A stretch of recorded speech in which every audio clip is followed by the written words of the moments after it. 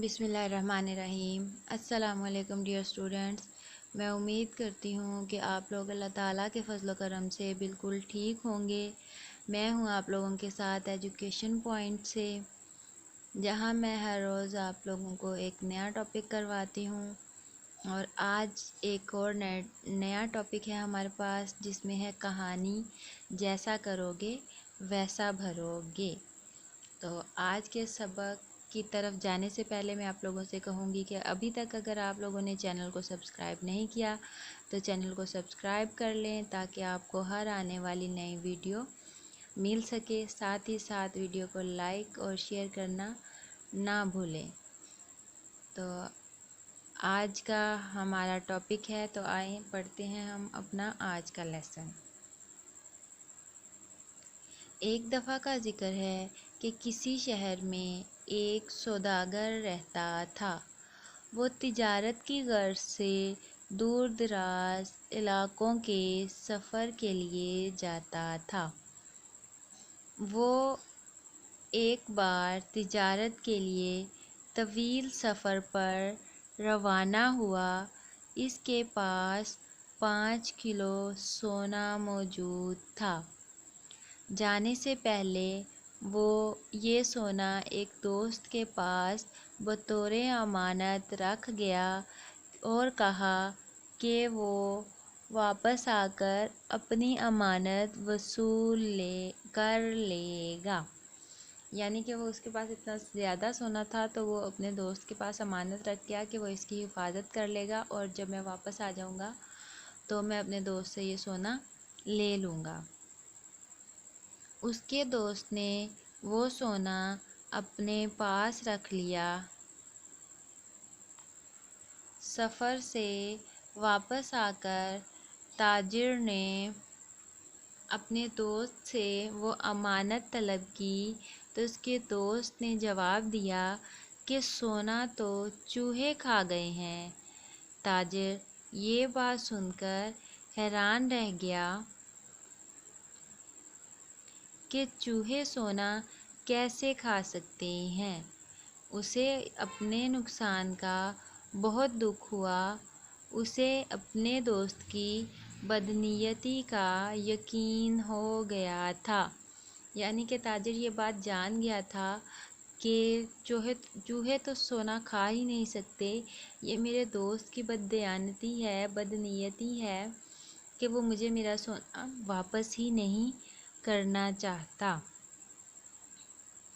इस वाक़ये के चंद रोज़ बाद ताजिर ने अपने उस दोस्त को उसके बीवी बच्चों समेत अपने घर पर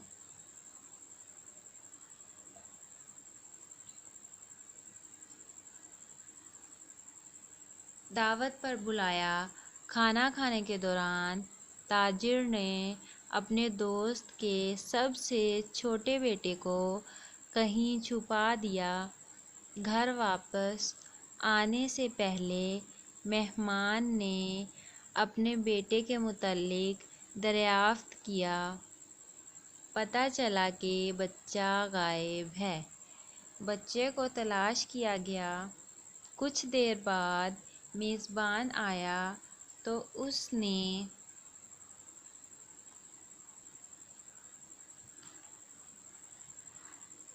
मेहमान से कहा कि बच्चे को चील उठाकर ले गई है।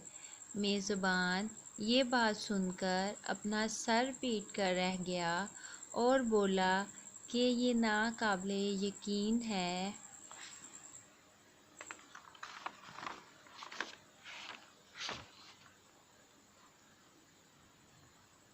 एक चील बच्चे को कैसे उठाकर ले जा सकती है।